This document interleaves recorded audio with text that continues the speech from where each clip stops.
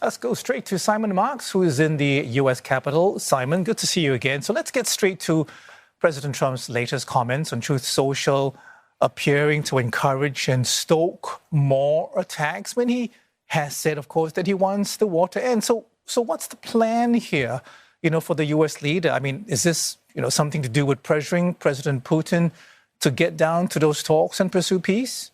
It was pretty difficult, perhaps deliberately difficult, to read the president's social media message and determine exactly what kind of action he was suggesting or proposing. But certainly he did appear to indicate that he thinks Ukraine should fight back, equating them to a sports team that had a fantastic defense but was prevented from going on the attack. He said Joe Biden was responsible for that.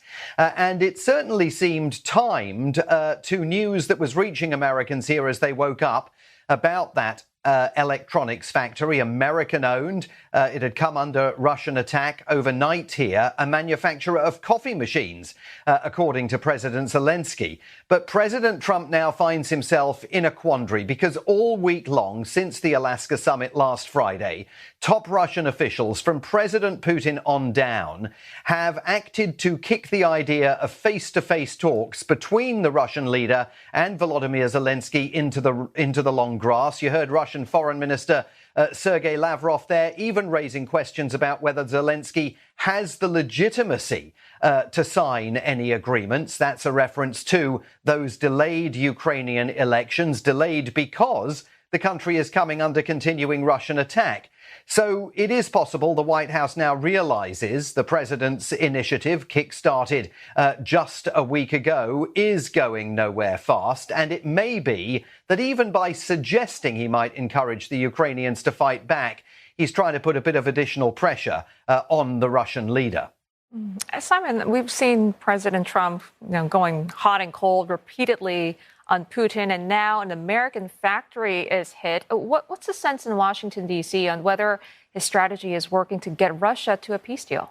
I think it's not only in Washington, but in many European capitals as well, that it is becoming increasingly evident that if there was any promise just a week ago, as President Trump headed to Alaska for that summit, any hope of a ceasefire or the face-to-face negotiations that the president still says that he covets between Vladimir Putin and Volodymyr Zelensky, well, those hopes have really diminished over the last 7 days. We've even seen Russian officials systematically demolish White House claims that they, the Russians, had agreed to language on security guarantees that could see European boots on the ground, backed up by the USA, keeping any peace that may eventually be negotiated. Now the Russians are back to insisting that only the United Nations Security Council, where, of course, they have a veto, can determine the composition of any peacekeeping force.